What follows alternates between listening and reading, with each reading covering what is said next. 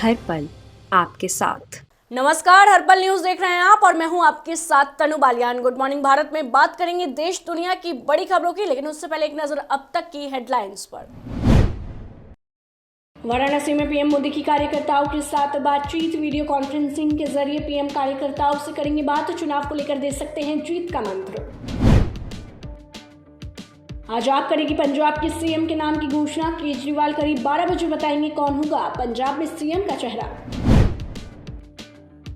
देश में घटते बढ़ते कोरोना के मामले। यूपी, मुंबई, दिल्ली में घटे नए मामले, लेकिन लगातार बढ़ रही पॉजिटिविटी रेट। केरल में बढ़ी संक्रमण की रफ्तार। कोरोना के खिलाफ लड़ाई की पूरी तरह से तैयारी। NTAGI के चेयरमैन ने दिया बड़ा संकेत। मार्च से शुरू होगा 12 से 14 साल के बच्चों का टीकाकरण।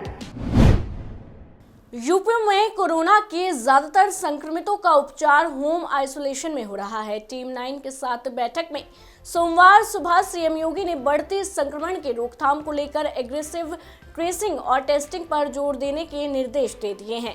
वहीं प्रदेश में 23 जनवरी को प्रस्तावित TET परीक्षा को लेकर भी सभी तैयारी दुरुस्त रखने के आदेश दे दिए हैं। इसके अलावा प्रदेश में कोरोना वैक्सीनेशन का 100% आंकड़ा हासिल करने के मकसद से सीएम ने पहली डोज लेने के बाद दूसरी डोज ना लेने वालों की अलग से सूची बनाने के निर्देश दिए हैं। वहीं 15 से 18 साल के बच्चों के वैक्सीनेशन में पीछे रहे जिलों के अफसरों से अलग से बात करने के निर्देश दिए हैं।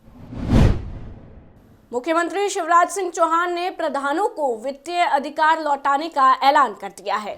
उन्होंने 12 दिन बाद ही अपना फैसला पलट दिया। सीएम ने कहा कि जनता की ताकत से ही सारे काम होते हैं, इसलिए प्रधानों को प्रशासकीय अधिकार लौटा रहा हूं।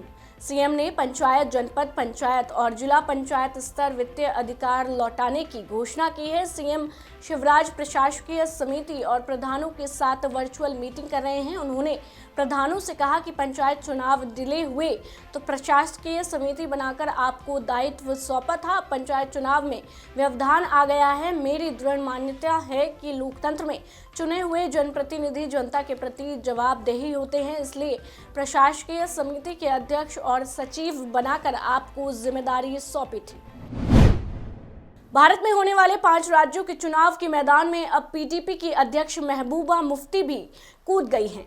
इन दिनों महबूबा जम्मू कश्मीर के दौरे पर है, जहां उन्होंने एक जनसभा को संबोधित किया। अपने संबोधन में महबूबा ने बीजेपी पर जमकर हमला बोला है। उन्होंने कहा कि 70 साल पहले भारत के लोगों को देश को अंग्रेजों से आज़ाद कराने का मौका मिला। हमारे पास मौका है बीजेपी से जान छुड़ाने का। ये उस आज़ादी से भी बड़ी आज़ादी होगी, क्योंकि ये इस देश के टुकड़े करना चाहते हैं। ये हिंदू, मुसलमान, सिख, ईसाई को बांटना चाहते हैं। इतना ही नहीं, महबूबा यही नहीं रुकी। महबूबा ने आगे कहा कि जब ये बाबर और औरंगजेब की बात करते हैं तो इन्हें यूपी में लोगों को देने और बोलने के लिए कुछ नहीं होता है। अगर होता तो गरीबी नहीं होती, अस्पताल होते, लोगों के पास रोजगार होता, तो कोविड में लोग अपनों की लाशें गंगा में नहीं बहा रहे होते।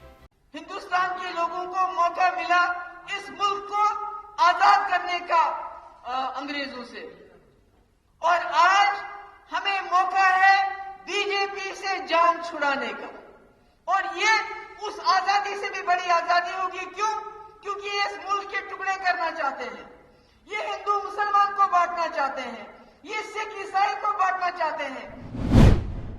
लखीमपुर हिंसा में मारे गए पत्रकार रमन कश्यप के भाई पवन कश्यप कांग्रेस में शामिल हो गए हैं। जानकारी ये भी है कि कांग्रेस पवन कश्यप को निघासन विधानसभा सीट से यूपी चुनाव 2022 में उम्मीदवार बना सकती है। जानकारी के लिए बता दें, लखीमपुर में 4 किसानों सहित कुल 8 लोगों की जान गई थी। लखीमपुर में तेज रफ्तार गाड़ी ने कुछ किसानों को रौंद दिया था, जिसके बाद प्रदर्शनकारी भड़क उठे। कई गाड़ियां फूंक दी गई और गाड़ी सवारों को बुरी तरह पीटा गया। कुचले गए किसानों में से 4 की मौत हो गई थी। फिलहाल पुलिस ने इस मामले में चार्जशीट दाखिल कर दी है। आपको बता दें, इस मामले में कांग्रेस पार्टी के नसीमुद्दीन सिद्दीकी और सतीश अजमानी ने लखीमपुर हिंसा में मारे गए पत्रकार रमन कश्यप के भाई पवन कश्यप को कांग्रेस की सदस्यता दिलाई। कांग्रेस पार्टी लखीमपुर के जिला अध्यक्ष प्रहलाद पटेल ने बताया कि लखीमपुर हिंसा में मारे गए पत्रकार रमन कश्यप के भाई पवन कश्यप को कांग्रेस की सदस्यता तो दिला दी गई है, लेकिन टिकट पर अभी कुछ तय नहीं हुआ है। इस पर अलाकमान फैसला लेगा, ऐसा कहा गया है।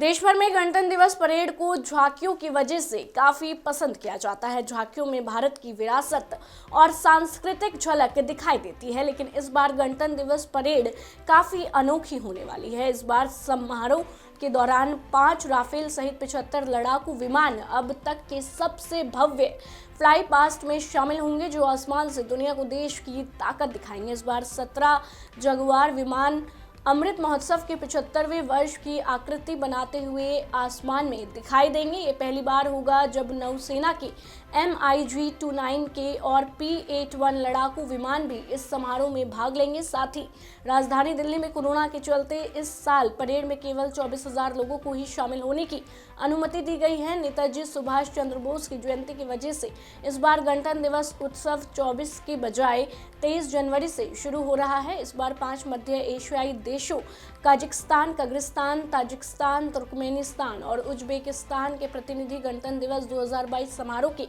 मुख्य अतिथि होंगे।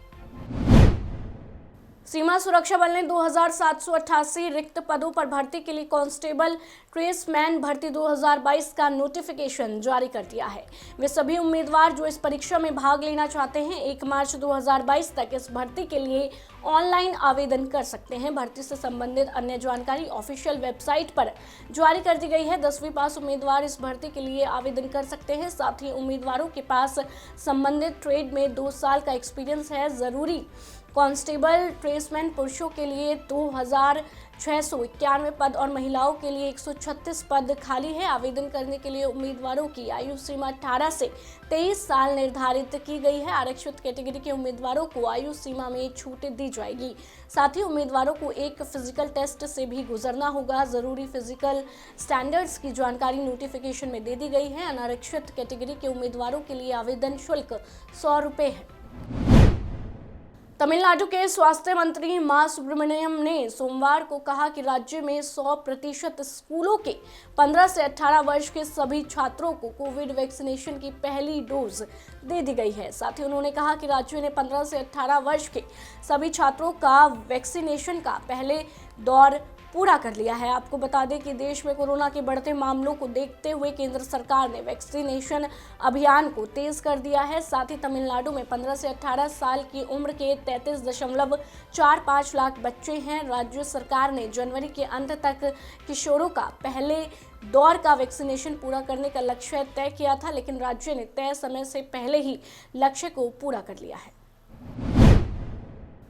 देश में मार्च महीने से 12 से 15 साल तक के बच्चों का कोविड-19 टीकाकरण शुरू कर दिया जाएगा। टीकाकरण पर राष्ट्रीय तकनीकी सलाहकार समूह यानी NTAGI के प्रमुख NK अरोड़ा ने ये जानकारी दी है। आपको बता दें कि देश में पहले से ही 15 से 18 साल के किशोरों का टीकाकरण इसी महीने यानी 3 जनवरी से चल रहा है। अब कोविड के बढ़ते हुए संक्रमण को देखते हुए 12 से 15 साल के बच्चों को टीकाकरण करने का फैसला ले लिया गया है। NTAGI ने जनवरी के अंत तक 15 से 18 साल के सभी 7.4 करोड़ किशोरों को वैक्सीन की पहली डोज देने का लक्ष्य रखा है, ताकि फरवरी में उन्हें दूसरी डोज दी जा सके। इसके बाद मार्च की शुरुआत से 12 से 15 साल के बच्चों का टीकाकरण शुरू किया जाएगा। पारसी समुदाय की याचिका को लेकर सुप्रीम कोर्ट में सुनवाई हुई। सुनवाई के दौरान केंद्र सरकार ने सुप्रीम कोर्ट को बताया है कि पारसी समुदाय की शिकायतों को दूर करने के लिए कोरोना संक्रमितों के अंतिम संस्कार संबंधी दिशा निर्देशों में बदलाव संभव है। साथ ही शीर्ष अदालत में दाखिल एक हलफनामे में केंद्रीय स्वास्थ्य मंत्रालय ने कहा, कोरोना संक्रमित के अंतिम संस्कार से पहले उसके शव को खुले में रखने की अनुमति नहीं दी जा सकती। केंद्र ने ये बात सुप्रीम कोर्ट में दाखिल एक याचिका के संदर्भ में कही, जिसमें पारसी समुदाय के लोगों ने कोरोना संक्रमित के पारंपरिक तरीके से अंतिम संस्कार करने की इजाजत मांगी थी। कोरोना वायरस का नया ओमिक्रॉन वेरिएंट केवल हल्के लक्षणों का कारण बनता है।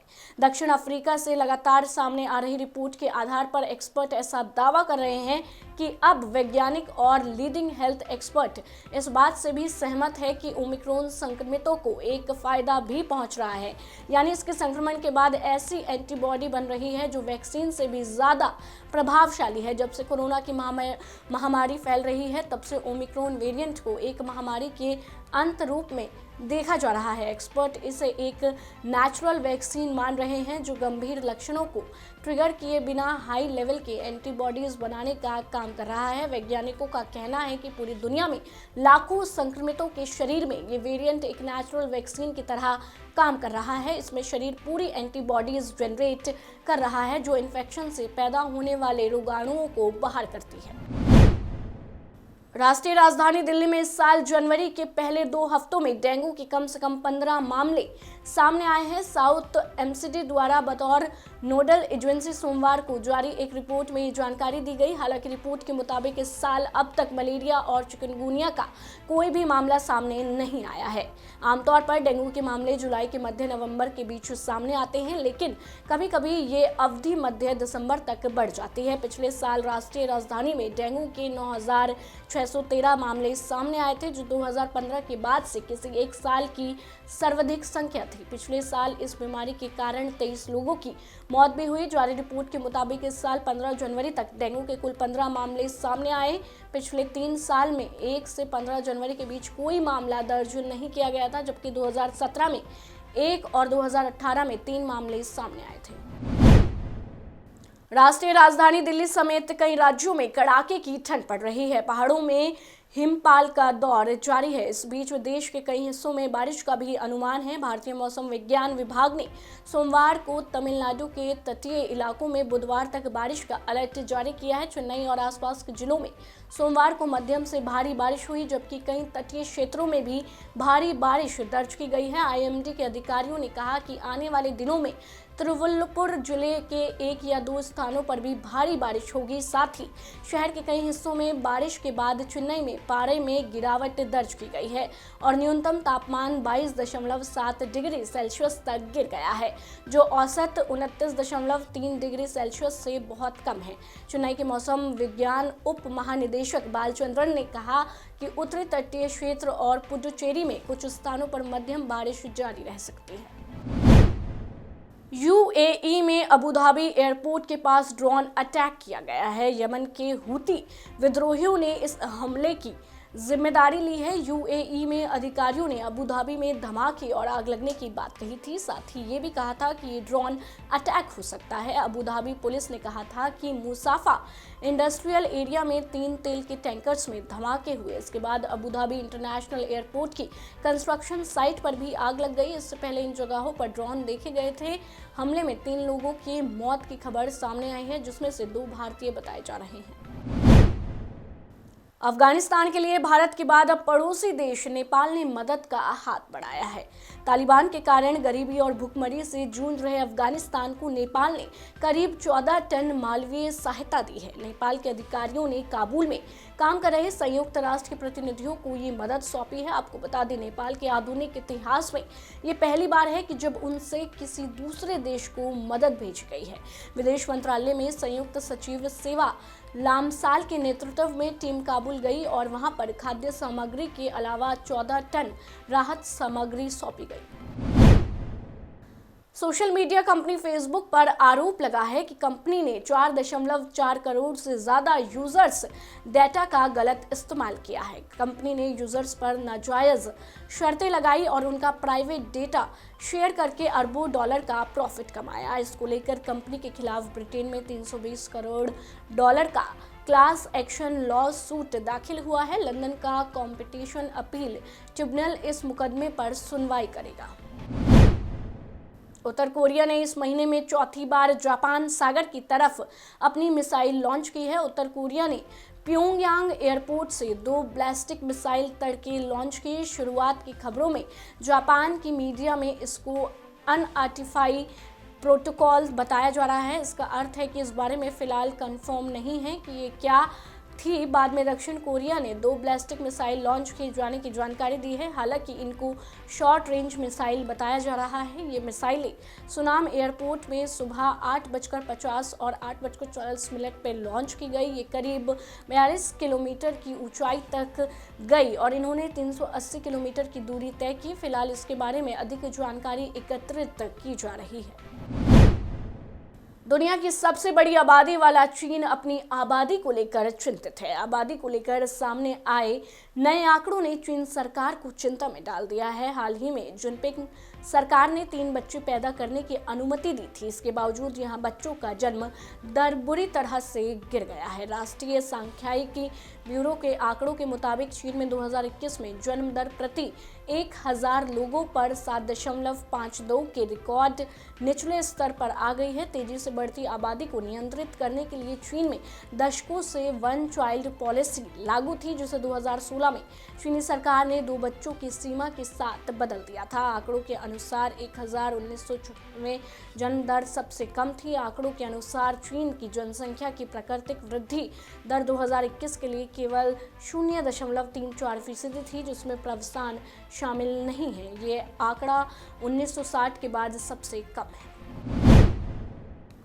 वैश्विक महामारी कोरोना वायरस का खतरा दिन पर दिन बढ़ता जा रहा है। दुनिया के कोने कोने में वायरस ने अपने पैर पसार लिए हैं। पूरी दुनिया महामारी की एक नई लहर की मार झेल रही है। वहीं पाकिस्तान में कोरोना वायरस से बुरा हाल है। कराची में कोविड-19 का संक्रमण दर रविवार को 40% तक पहुंच गया। पाकिस्तान की चिकित्सा पर बुरा असर पड़ रहा है। हाल ही में बड़े कोविड-19 के मामले को 5वीं लहर का कारण माना जा रहा है। वहीं इसके साथ ही कयास लगाए जा रहे हैं कि जिस तरह से वायरस के नए मामलों में बढ़ोतरी हो रही है, उसके चलते इस साल मार्च के मध्य में वायरस अपने चरम पर पहुंच जाएगा। आपको बता दें कि पाकिस्तान जब वायरस के मामलों की संख्या रिकॉर्ड कर रहा था, तब उसे देश में वायरस के बढ़ते मामलों का पता चला। सोमवार को देश में कोविड-19 के 4340 नए संक्रमणों की सूचना दी गई। फिलहाल के लिए गुड मॉर्निंग भारत में बस इतना ही। देश दुनिया की तमाम खबरों को जानने के लिए आप जुड़े रहिए हमारे साथ और देखते रहिए हर पल न्यूज़।